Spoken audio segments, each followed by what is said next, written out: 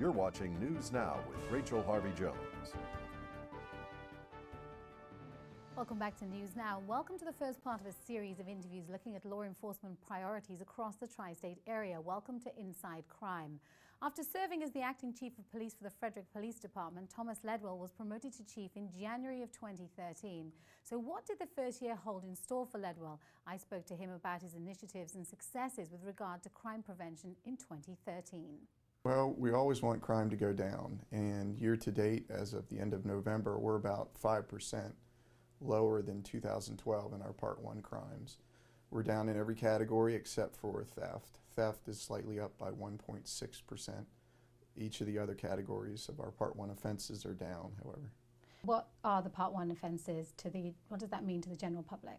Well, Part 1 offenses are your major crimes that everybody usually associates with the serious crimes: murder, rape, robbery, auto theft, arson, burglary, aggravated assault. And were there any initiatives that you implemented that have led to this decrease in crime rate? Well, crime's going to fluctuate. There are some aspects of crime that we have control over. There's other aspects that you just don't have control over. If something's going to happen in somebody's house, we're pretty much not going to know about it until after it happens. So we do take a lot of initiatives, and we have a very specific crime reduction strategy.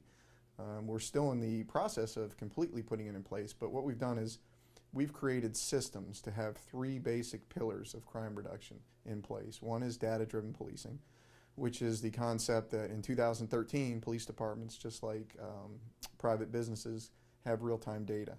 So when I first went out on patrol in 1992, I was basically given a beat and told, have at it. You answer your calls for service, and then you figure out where you need to be other than that. Now we put in the officer's hands information that we've refined and focused and analyzed, and it shows them windows where crimes are occurring within their beat, what types of crimes are occurring. It gives them a map and shows them locations. And we even have identified some potential prolific offenders that they should be on the lookout for. So that's the data-driven policing aspect of it, and that's a process that we've put in place here. We also combine that with problem solving and community policing. The problem solving is basically the concept that as an officer, as a supervisor, as a command staff member, as a chief, we're not going to band-aid crime. We don't go out, take a report that a crime's happened, and then just go on about our business. We look at what the core issues are within the community, and then we try to work on those core issues. And we look at what's called the problem triangle, which consists of not only suspects on one side, but also locations and potential victims on the other two sides. So we try to target harden all three sides of the problem triangle, and that's systematic crime reduction. And then community policing is a term that I think has been misinterpreted over the years as being soft on crime, but it's really not. It's the concept that we can't work in a bubble as a police agency. It's not us versus them, the thin blue line. We work with the community. So what we've done this year is we've completely revamped our performance evaluations for every level, every rank throughout the department, and we've put in specific job targets that include getting out of your car, being on foot, on bicycle, doing business contacts, getting to know the people within your beat, getting to know who the problem people are within your beat, and then working on problem solving efforts. So everybody knows what's expected of them. It's actually built into their performance evaluations, and we've put this into place. How is the new city charter, or is the new city charter, going to affect how you police in any way?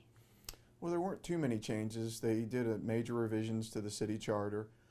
The big one was that they allowed the chief of police to live within a 10-mile radius of the center of town, which I currently do.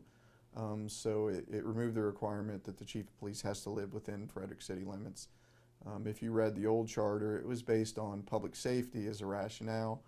In 2013, I have a smartphone, I have email, I have text, so I can be notified instantly when something happens and I'm 5 minutes away.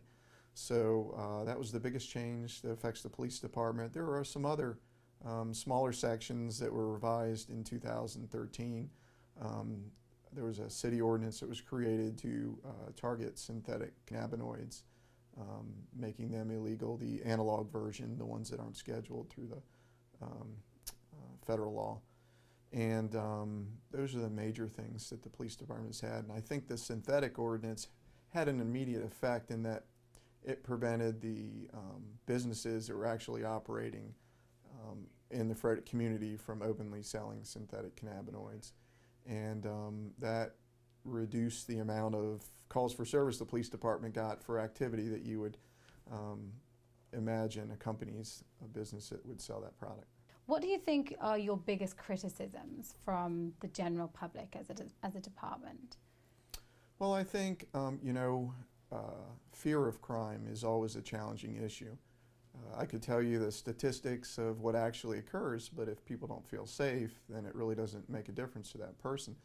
So as we look to actually reduce crime, we also want to reduce the fear of crime. And that is traditionally done through high police visibility. So what we've done is we've created a mandatory assignment to cover foot beats in certain areas, making sure that the citizens, the people who are shopping in our community are seeing actual people, police, and I think that helps to reduce the fear of crime. I noticed in Frederick's News Post was talking about the budget, how the mayor and aldermen were talking about the budget in Frederick and how their focus for the next fiscal year or for the next several years is to improve the amount of police that you have on the beat. How many do you have in the department currently? We're currently budgeted to have 141 sworn, and we currently have 141 sworn. Now, 9 of those officers are in the police academy, still as student officers, and then we have a small number of officers, we're lucky in that regards, who are out for serious medical issues or discipline issues. So, but overall our budgeted number matches what we actually have, which is 141. And you can see the second part of that interview here on News Now at 4 p.m. on Monday. Well, it's good news if you like a tipple when you're gambling, as there will no longer be a last call for players at some Maryland casinos. That means last call is no more at Maryland Live Casino, Hollywood Casino in Perryville, and Rocky Gap Casino in Western Maryland. Some restaurant and bar owners complain, though, the casinos have an unfair advantage by serving alcohol around the clock. That's also worrying bars and restaurants in Baltimore, where the state's 5th casino will open near the Inner Harbor in 2014.